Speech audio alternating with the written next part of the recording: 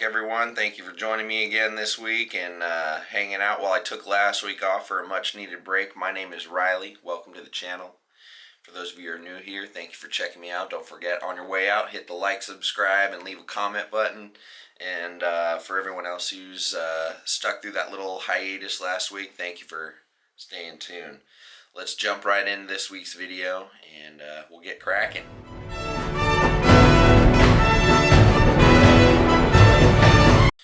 So why am I sitting in my bathroom? Why do I have snakes and tubs in the bathtub? Well, for me, this is the coldest part of my apartment. So, for anybody who are familiar with Morelia Bredli, the centralian pythons, they need to get nice and cold during the winter. I personally do not have a very large, luxurious house with a garage or any real cold spaces to just wheel a rack of cold-tolerant animals into for the winter. So what I have to do is every single evening pull out the Bredli, throw them in tubs, move them into the bathroom for the nighttime to let them get cold. Now, I would love for them to get down into the 50s. The little thermometer here is only showing that we're getting into the 60s, but when I temp gun them, it's colder. So crossing my fingers that this will get them cold enough. Because they're so big and I don't trust them, and I've got a cat and other things in the house, I'm clamping them down, clamping these lids down every night just to be extra safe, and so far no escapees whatsoever. But the key is they go back into their enclosures during the day. They're allowed to get warm, have access to water and all of that. Just at night they get cold. The better setup would be to have like its own sort of winter rack that I could just roll out into a cold area, have the heat shut off at night, and then go back up during the day, and then that way it could just live in like a cold garage and have a thermostat making sure they don't get too cold. So that would be future plans if I end up getting into a house this year. That'll be how I approach this in the future. So this is my first attempt trying to get the centralian pythons going. So although I'm not 100% confident, I'm still giving it a good shot, and we're gonna just do it the ghetto way like I'm doing. So anyway, last week we talked about Bioactive, actually the week before, because I took a week off because I've just been running ragged. Let's go take a look at how that Bioactive tank has been faring with its new tenant. Alright, so here's the carnage. As you can see, my tidy, nice green grass is a bit trampled. Of course, I'm cleaning the water. These plants did alright because I left them in the corner. But this whole pothos plant was over here, and now it's over here. We put the bullfrog in, and he shimmied down in here, proceeded to uproot and destroy all of this. And there he is. Happier than a pig and you know what. So, I don't want to say it was a complete fail, but I'm glad I didn't put any expensive or delicate things in here and didn't have high hopes for it to survive anyway. So as long as my bullfrog likes it and he's mucking around in the mud, whatever, it's good to go. But I'm going to consider this a fail. So that's a dead failure. I'm not even going to try and put any more money or anything into that tank, any more isopods or anything. The bullfrog's just destroyed it. But as long as he's happy, he likes it, whatever. I've got no complaints. But for this wall of enclosures behind me, they most certainly will not be getting a Bioactive overhaul, because these animals, way more than that bullfrog, will destroy things more than him. But I wanted to put out that video to kind of showcase that Bioactive, although it's a really awesome approach and can provide a lot of environmental enrichment and stimulation for your animals, is not meant for every animal. The waste that these animals produce far exceeds what any realistic number of isopods could handle in there. I'd still be doing cleanup work.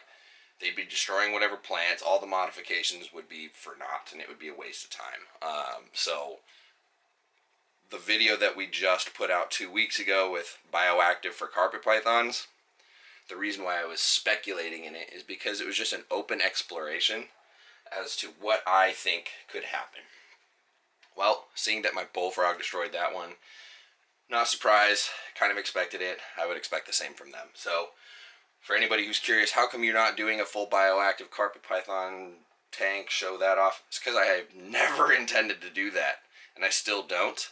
So you're not going to see one from me. It's just not going to work. Unless I have like a massive walk-in room that I convert for, you know, bioactive environment. It's just not feasible. So, again, bioactive is great for little frogs and geckos, not for big carpet pythons.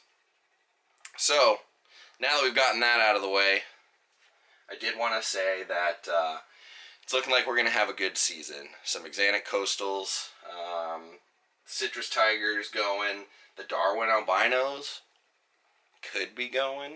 2 pairs of Papuan carpets, they're good to go. Both females are either ovulating or have ovulated and will be going into their shed cycles in the next couple weeks. So it's going to be a good year. Got a lot to look forward to. Looks like we'll get a clutch Crebos. Keep my fingers crossed. And the little stripe jungle from the 2019 MI clutch. Although I tried putting him in with these females, I don't think anything got done. Obviously, time will tell, and I'll keep, you know, trying. But it doesn't look like this is going to be the year that the striped jungle project takes its next step. That'll be next year. But I do have a pair of zebras going, so if anybody's sitting here waiting for jungles, I should have some zebras and potentially supers available this season. So, still looks like it could be really good. I'm going to try with the Bredli that are in the bathroom. They go later, so once heat starts going back up, then we'll stop the nighttime cold drops and see what happens. But I figured I'd give you a little update on the breeding projects and what's going on. I took last week off because I was just a little burnt out. Been going down and visiting my godson in order for my best friend to allow the kids to be at his place per order of the court. For any of you who are divorced, you know what I'm talking about. And just been spending my extra time with the kids and my buddy. So this week, the kids are at home for COVID quarantine protocol because their teacher brought it in. So I actually have time to film today. So yeah, I'm just rambling, and this is kind of like an update video on what's been going on the last couple weeks. So yeah, not very exciting. But everybody's doing really, really well, and I'm hoping that in the next couple weeks, when we start bringing temperatures back up, start offering some meals, I'll be able to show you a little more definitively that, you know, this female's going or this female's going, this is what it looks like. So, for all of you folks who hate that I keep these snakes in racks, this is probably going to be where you're going to want to turn things off. For people who are sticklers of clean tubs, like me, I'm going to tell you I let things get a little bit dirty in the winter, just to allow scents to kind of compile. But I'm really, really hopeful for this girl right here. She's not very big, as you can see, but she's been breeding nicely. She's really thick. She's getting nice and dark, but she is small, so it remains to be seen whether or not biologically she will go.